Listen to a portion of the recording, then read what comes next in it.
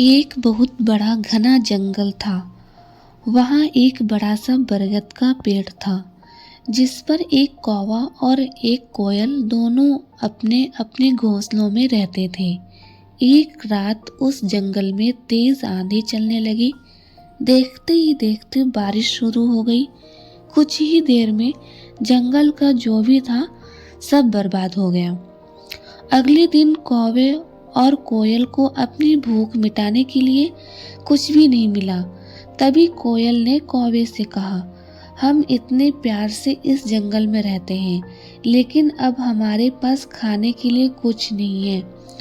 तो क्यों ना जब मैं अंडा दूं तो तुम उसे खाकर अपनी भूख मिटाना, और जब तुम अंडा दोगे तो उसे खाकर मैं अपनी भूख मिटा लूंगी। कौवे ने कोयल की बात पर सहमति जताई। संयोग से सबसे पहले कौवे ने अंडा दिया और कोयल ने उसे खाकर अपनी भूख मिटा ली। फिर कोयल ने अंडा दिया। कौवा जैसे ही कोयल का अंडा खाने लगा तो कोयल ने उसे रोक दिया। कोयल ने कहा, तुम्हारी चोंच साफ नहीं है, तुम इसे धोकर आओ फिर अंडा खाना। भागकर कौवा नदी के किनारे गया।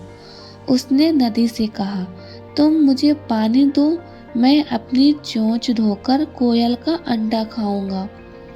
नदी बोली, ठीक है, पानी के लिए तुम एक बर्तन लेकर आओ। अब कौवा जल्दी से कुम्हार के पास पहुंचा।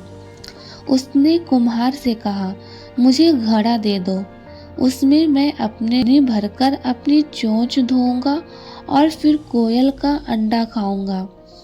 कुम्हार ने कहा, तुम मुझे मिट्टी लाकर दो, मैं तुम्हें बर्तन बनाकर देता हूँ। यह सुनते ही कौवा धरती माँ से मिट्टी मांगने लगा।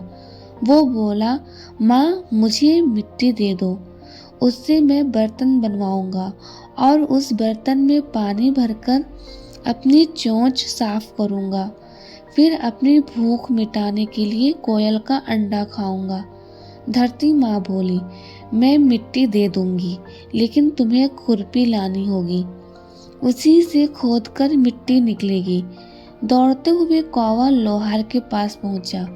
उसने लोहार से कहा, मुझे खुरपी दे दो, उससे मैं मिट्टी निकालकर कुम्हार को दूंगा और बर्तन लूंगा, फिर बर्तन में पानी भरूंगा और उस पानी से अपनी चोंच धोकर कोयल का अंडा खाऊंगा। लोहार ने गर्म गर्म खुरपी कौवे को दे दी। जैसे ही कौवे ने उसे पकड़ा, उसकी चोंच जल गई और कौवा तड़पते हुए मर गया।